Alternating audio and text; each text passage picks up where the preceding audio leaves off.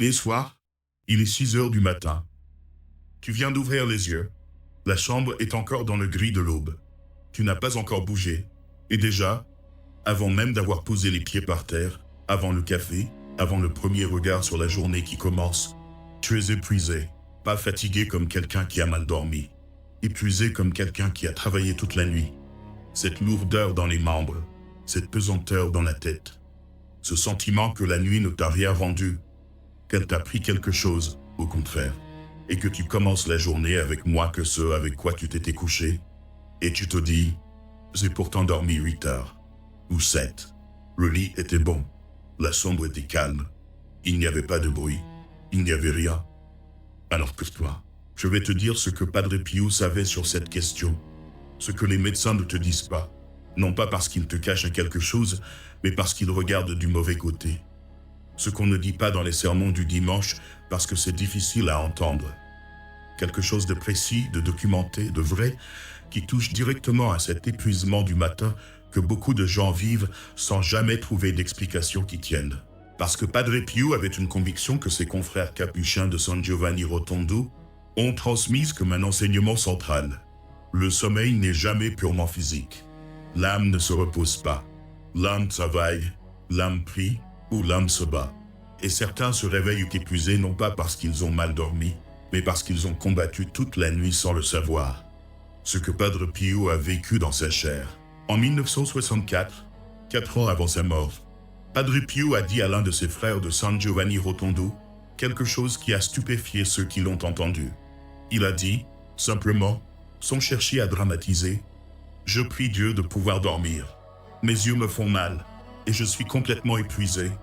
Je n'ai pas dormi depuis 3 ans. » Pas dormi depuis 3 ans, ce n'était pas une métaphore. Ce n'était pas l'exagération d'un vieil homme épuisé par l'âge. Les frères qui vivaient à ses côtés, qui dormaient dans les cellules voisines de la sienne depuis des décennies, savaient exactement de quoi il parlait. Ils avaient entendu, ils avaient vu. Ils en témoigneront au procès de canonisation. Mais pour comprendre 1964, il faut remonter à 1913. C'est là que tout est documenté. Dans sa lettre au père Agostino de Tortoreto, écrite en février 1913, Padre Pio rapporte quelque chose que la plupart des gens qui connaissent Padre Pio de surface n'ont jamais lu. Les démons m'ont attaqué pendant 22 nuits consécutives, et mon corps porte les marques des coups innombrables qu'ils m'ont donnés, 22 nuits consécutives. Et son corps en portait les marques au matin. Vêtements déchirés, visage marqué, membres douloureux. Padre Pellegrino Funicelli, son confrère capucin, celui qui dormait dans la cellule voisine, a témoigné avoir entendu de l'autre côté de la cloison les bruits de cette nuit. Des bruits de corps projetés contre les murs. Des chutes. Des coups. Au matin, Padre Pio tremblait de la tête aux pieds, enveloppé de froid malgré la saison, et il se levait pour célébrer la messe. Ce n'était pas de l'insomnie, ce n'était pas un trouble du sommeil, c'était de la guerre. Et les assauts duraient. Les frères avaient fini par connaître les horaires. De 22 heures à 5 heures du matin. 7 heures de combat chaque nuit, pendant des années. Ce que Padre Pio a vécu de manière radicale et intensifiée, il l'a enseigné à ses fils spirituels comme une réalité que tout croyant doit connaître. L'heure du sommeil est une heure d'exposition. L'âme y est active, ouverte, plus vulnérable que pendant les heures d'éveil. Et si elle n'est pas protégée, quelque chose peut s'approcher. Ce n'est pas une théorie effrayante inventée pour faire peur. C'est une doctrine confirmée par l'Église, par les pères, par des siècles de témoignages de saints. Pierre l'a écrit dans sa première lettre. Soyez sobres et veillez. Votre adversaire, le diable, comme un lion rugissant, rôde cherchant qui dévorer. Un lion ne se repose pas parce que ses proies dorment. Il attend exactement ce moment-là. La distinction que Padre Pio faisait au confessionnal. Il y avait des gens qui venaient voir Padre Pio à San Giovanni Rotondo, des pèlerins, des dévots réguliers, des habitants du village, et qui se plaignaient de cet épuisement inexplicable. Pas des gens malades, des gens en bonne santé physique, qui dormaient normalement, qui se réveillaient brisés, des médecins consultés, des remèdes essayés, rien qui tienne. Padre Pio qui voyait dans les âmes ce dont est attesté par des centaines de témoignages formels, confirmés dans les actes du procès de canonisation, distinguait immédiatement deux types d'épuisement dans le confessionnal. Le premier, l'épuisement physique ordinaire, celui que répare le repos, la nourriture, la détente. Celui qui a une cause identifiable dans le corps ou dans le rythme de vie. Celui dont un médecin peut s'occuper. Le second, l'épuisement spirituel. Celui que le sommeil aggrave au lieu de guérir. Celui qui laisse le pénitent plus lourd au réveil qu'au coucher. Celui qui ne répond pas aux remèdes ordinaires parce que sa source n'est pas dans le corps. Cette distinction n'était pas théorique pour Padre Pio. Elle était diagnostique. Il nommait l'un et l'autre à ses pénitents, avec la précision d'un médecin qui lit une radiographie. Et quand il identifiait le second type, l'épuisement spirituel, il ne passait pas à autre chose. Il creusait, il demandait, il cherchait la cause. Et la cause, la plupart du temps, se trouvait dans l'une de trois réalités. Trois causes spirituelles du réveil épuisé que je vais te nommer maintenant. Non pour t'effrayer, mais parce que Padre Pio ne laissait jamais un pénitent avec un diagnostic sans direction. Le diagnostic n'est utile que si on sait quoi faire avec lui. La première cause. La maison non protégée la nuit. Ici dans le Béarn, les vieilles femmes catholiques avaient des habitudes que leurs filles ont abandonnées sans y penser. Des habitudes qui semblaient superstitieuses, excessives, anachroniques. Fermer les volets en faisant un signe de croix sur chaque fenêtre. Asperger les seuils d'eau bénite le vendredi soir. Réciter le psaume 91 avant de souffler la lumière. Ce n'était pas de la superstition, c'était de l'équipement. Ma mère Madeleine faisait ces trois gestes chaque soir jusqu'à la fin de sa vie, sans jamais avoir besoin de les théoriser, sans jamais en avoir discuté avec un théologien. Elle savait, de la façon dont les femmes de sa génération s'avèrent des choses sans les avoir lues dans des livres, que la nuit n'était pas un espace neutre. Que fermer sa maison pour la nuit, ce n'est pas seulement fermer les volets contre le vent. C'est poser quelque chose, délimiter quelque chose. Dire à voix basse par le geste que cette maison est sous protection. Padre Pio enseignait exactement cela à ses fils spirituels. Que la prière du soir n'est pas un rituel de confort, une façon de s'endormir tranquille. C'est une mise sous protection, une décision spirituelle active. Ce qu'on fait avant de s'endormir dispose l'âme pour les heures à venir. Une âme qui s'endort dans la prière, qui a nommé Dieu, qui a confié la nuit à la Vierge, qui a prié pour ses morts. Entre dans un espace différent de celle qui s'endort devant la télévision ou dans un état d'agitation non résolu. La protection nocturne que la tradition catholique populaire avait naturellement intégrée, l'eau bénite au seuil, le signe de croix avant de dormir, les prières pour les défunts, le psaume 91, n'était pas un héritage de peur. C'était un héritage de sagesse, une transmission de génération en génération de ce que l'expérience spirituelle avait enseigné. La nuit nécessite une préparation. Dans la tradition catholique française, l'heure de 3 heures du matin a une signification particulière. C'est l'heure inverse de celle de la mort du Christ, mort à 15 heures selon les évangiles. Cette inversion n'est pas sans signification dans l'ordre spirituel. Les saints qui ont témoigné d'attaques nocturnes, Jean-Marie Vianney, Thérèse d'Avila et Padre Pio lui-même, la nommaient précisément. Ces heures-là, entre minuit et l'aube, sont les heures de plus grande vulnérabilité. Et si l'âme arrive à ce moment sans protection, sans la couverture de la prière du soir, elle y est plus exposée. Une maison non protégée la nuit n'est pas une maison condamnée. C'est une maison dans laquelle on a oublié de fermer certaines portes. Et quand les portes sont ouvertes, il ne faut pas s'étonner que l'air soit différent.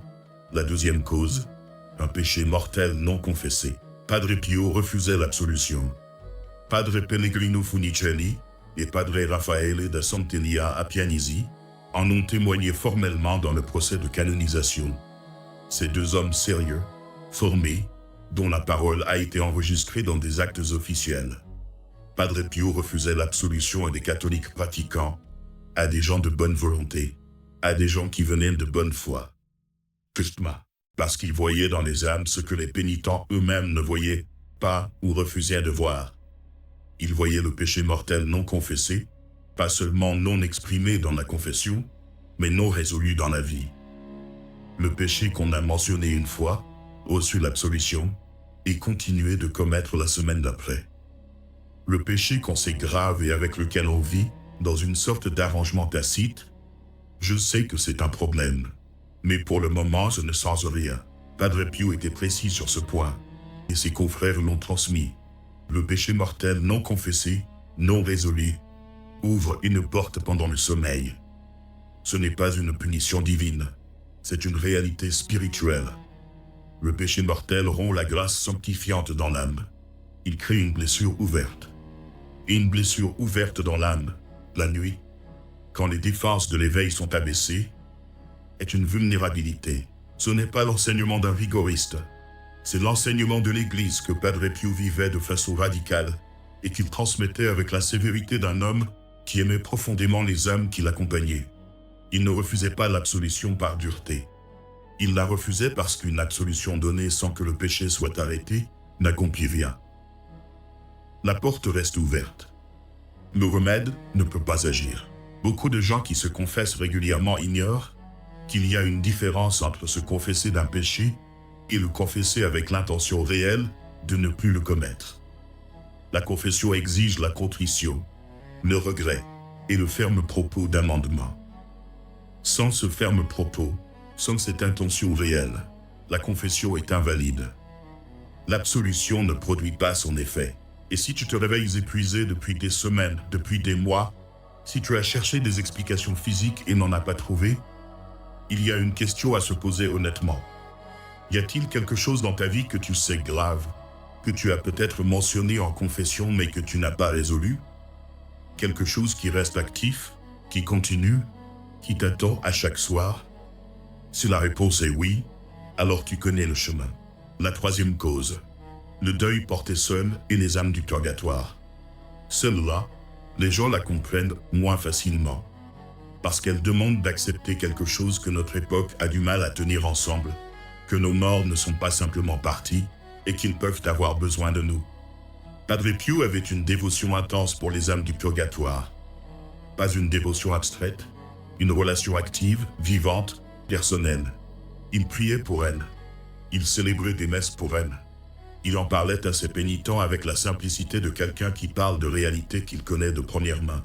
Et il enseignait quelque chose que la tradition populaire catholique avait toujours senti, sans toujours le formuler clairement. Les âmes du purgatoire de notre famille, nos parents, nos grands-parents, nos frères et sœurs disparus, cherchent aide et prière, particulièrement la nuit, particulièrement dans les heures où leurs descendants sont dans cet état de perméabilité qu'est le sommeil. Leur présence n'est pas malveillante. C'est l'inverse. Ce sont des âmes qui nous aiment, qui espèrent nos prières, qui attendent que quelqu'un pense à elles dans cet entre-deux qu'est le purgatoire. Mais une présence bienveillante et insistante, quand elle n'est pas reçue, quand elle n'est pas reconnue, quand personne ne prie pour les défunts de la famille, peut épuiser celui qui dort sans s'en rendre compte. Ce n'est pas une idée folklorique, c'est une doctrine de l'Église. La communion des saints inclut les défunts qui se purifient. Nous pouvons prier pour eux. Ils peuvent intercéder pour nous.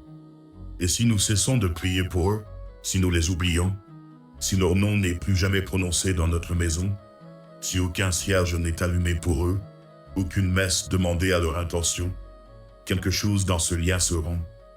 Quelque chose reste suspendu. Padre Pio posait une question précise à ses pénitents qui se plaignaient d'épuisement inexplicable. Pas toujours, pas à tous, mais quand il sentait que c'était là la source. Il demandait simplement « Priez-vous pour vos morts ?» Et beaucoup répondaient non. Le témoignage de Giuseppina. Il y avait à San Giovanni Rotondo une femme du village. Appelons-la Giuseppina. C'est le nom qui circule dans la tradition orale des dévots qui ont connu le couvent dans ces années-là. Les vieux qui m'ont parlé à San Giovanni en 1988 la connaissaient de réputation. Certains l'avaient connue de leur enfance. Elle était dévote, régulière. Pas une étrangère venue en pèlerinage exceptionnel, une femme du village qui connaissait les habitudes du couvent, qui venait au confessionnal de Padre Pio comme on va chez le médecin. Souvent, sérieusement, c'était en 1957.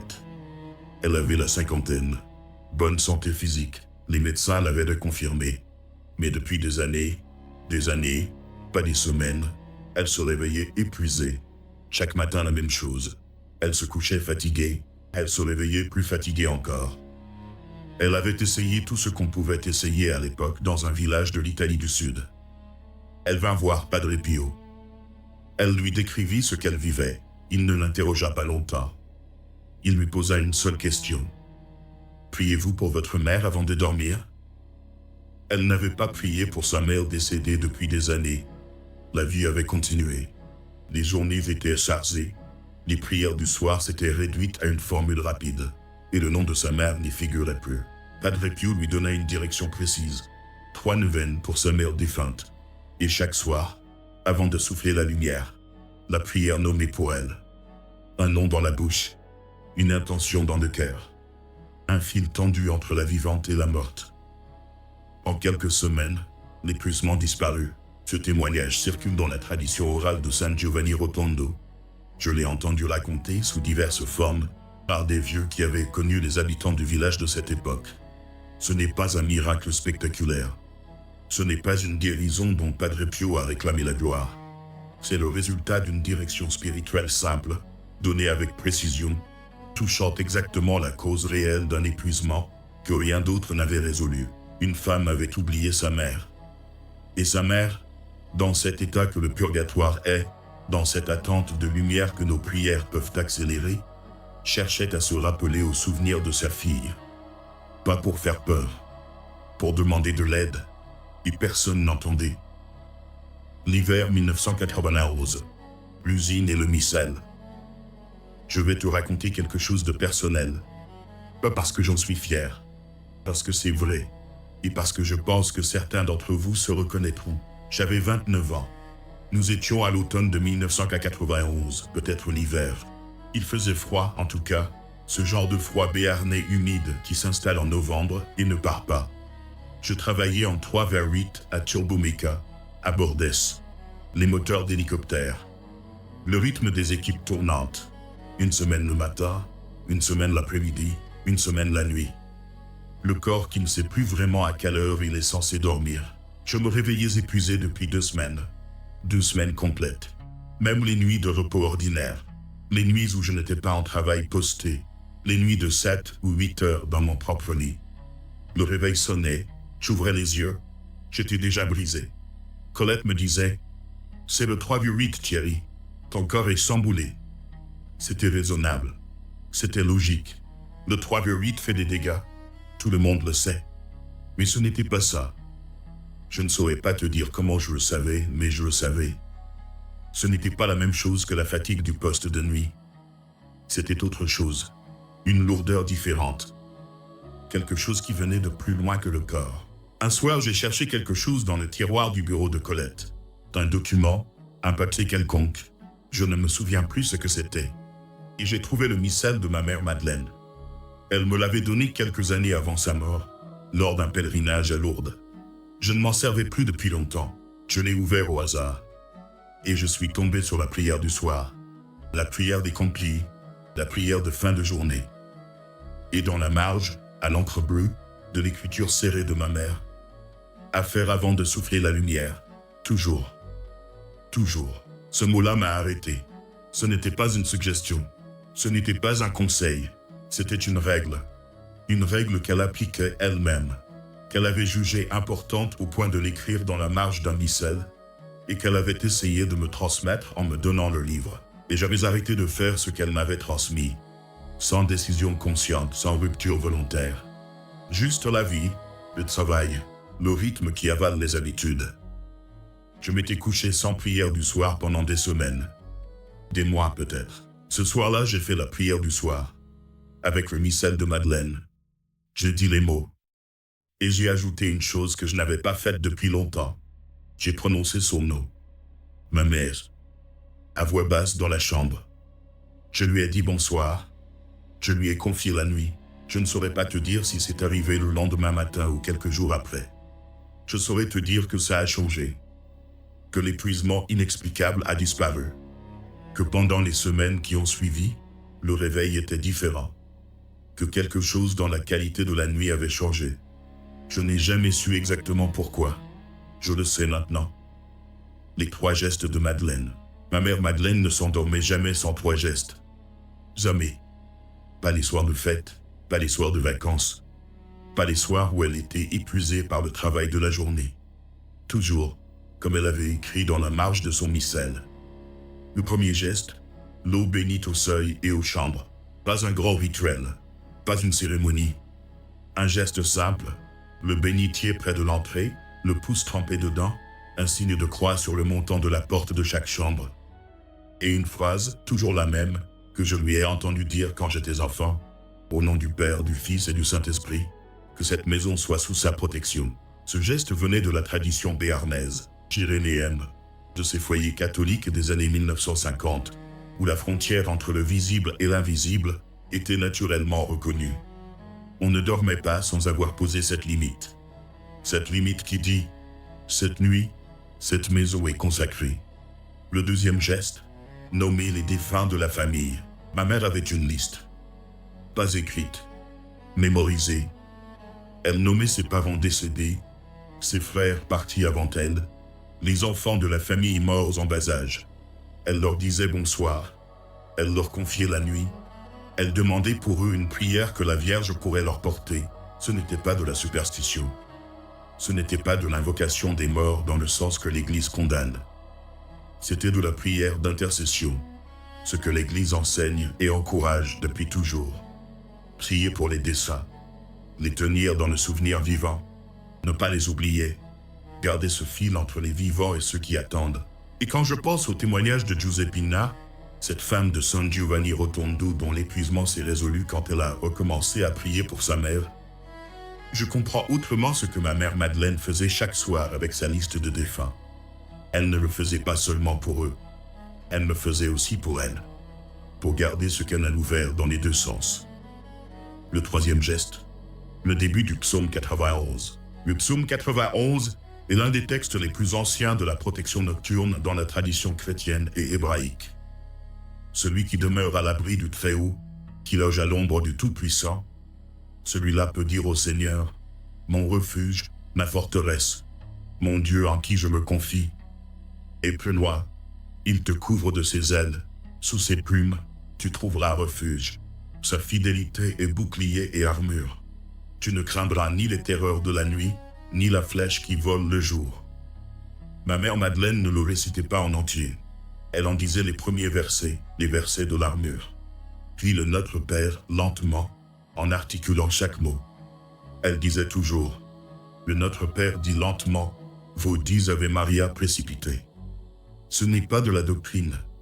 C'est la sagesse d'une femme qui priait depuis l'enfance et qui avait appris à la dure ce qui fonctionnait et ce qui était de la routine creuse. Ces 3 gestes, l'eau bénite, les défunts nommés le psaume 91, formaient ensemble ce que Padre Pio appelait l'équipement de la nuit. La protection active, posée consciemment avant de dormir. Pas un rituel magique, une disposition spirituelle, une façon de dire à Dieu, je t'offre ces heures, je te confie mon âme pendant ces heures, je pose mes morts entre tes mains. Et une âme ainsi disposée entre dans un sommeil différent. Ce que Padre Pio voulait que ses dévots comprennent, l'épuisement de Padre Pio, l'épuisement qu'il avoue en 1964, ses 3 ans sans sommeil, n'était pas un épuisement ordinaire. C'était le prix d'un combat extraordinaire. Il combattait pour lui-même, mais aussi, les frères le savaient, il combattait pour les âmes qui se présentaient à son confessionnal. Il prenait sur lui des charges que Dieu lui permettait de porter. Ces nuits sans sommeil n'étaient pas subies passivement. Elles étaient vécues debout, à genoux, en prière. Ce que cette réalité-là dit sur le sommeil ordinaire, sur nos nuits à nous, dans nos maisons béarnaises ou parisiennes ou de partout, c'est quelque chose de précis. Si un saint capable d'un combat d'une intensité que peu d'âmes humaines ont jamais connue, si cet homme arrivait épuisé au matin après des nuits de guerre spirituelle, alors nos nuits à nous, qui ne sommes ni saints ni guerriers du même calibre, ne sont pas non plus des vides neutres. Elles ont leur dimension spirituelle, leur exposition, leur possibilité de combat ou de repos selon l'état dans lequel nous entrons dedans. La différence entre Padre Pio et nous, c'est qu'il choisissait son combat, qu'il entrait dans la nuit équipé, armé, conscient, et que son épuisement était le prix d'un amour très grand. Notre épuisement à nous, quand il est spirituel, quand il n'a pas de cause physique, est souvent le résultat d'une nuit passée sans protection, sans prière, sans que les portes aient été fermées, sans que les défunts aient été nommés, sans que Dieu ait été invité à veiller. Padre Pio enseignait que nous avons le choix. Pas le choix d'éviter toute épreuve spirituelle, mais le choix de l'équipement. Le choix de préparer les heures du sommeil comme on prépare un voyage, avec ce qu'il faut pour ce qui peut arriver. Et ce qui peut arriver la nuit dans une âme qui a laissé des portes ouvertes, un péché grave non résolu, des défunts oubliés, une maison sans prière du soir, ce n'est pas rien. Ce que je te demande de faire ce soir, Padre Pio ne laissait jamais ses pénitents avec un diagnostic sans direction. Ce n'était pas son style. Il voyait le problème, il le nommait, et il disait « Voilà ce que tu fais, voilà par où tu commences. » Je ne suis pas Padre Pio, mais ce qu'il enseignait est assez clair pour que je te le transmette tel quel. Si tu te réveilles épuisé de façon inexplicable, si les médecins n'ont rien trouvé, si ça dure depuis des semaines ou des mois, alors ce soir, pas demain soir, ce soir, tu fais 3 choses. La première, l'eau bénite avant de dormir. Si tu n'en as pas chez toi, commence par l'acheter ou en récupérer à la paroisse. Dans l'intervalle, fais au moins le signe de croix sur le montant de ta chambre. Un seul geste. Un seul signe. Quelque chose qui dit « Cette nuit, cette chambre, je la confie ». La deuxième, nommer un défunt de ta famille. Un seul nom. Le parent ou le proche décédé le plus proche de toi, celui dont tu ne parles plus, celui dont tu as peut-être cessé de te souvenir dans tes prières. Dis son nom à voix basse ce soir, avant de fermer les yeux. Pas une longue prière, juste son nom. Et une phrase, « Je te confie à Dieu cette nuit. Je prie pour toi. » C'est suffisant pour commencer. La troisième, les premiers versets du psaume 91. Celui qui demeure à l'abri du Très-Haut, qui loge à l'ombre du Tout-Puissant. Tu n'as pas besoin de le mémoriser entier ce soir. Tu peux le lire sur ton téléphone. Ce qui compte, c'est de le dire. De placer ces paroles dans l'espace de ta chambre avant de dormir. Ces paroles d'armure que les croyants récitent depuis 3000 ans pour entrer dans la nuit sous protection. Ici, en faisant ces 3 gestes, une question se pose. Une question honnête sur un péché non confessé, sur quelque chose que tu sais grave et qui reste actif dans ta vie. Alors la direction est claire. Le chemin passe par le confessionnal. T'as un moi, t'as un prêtre.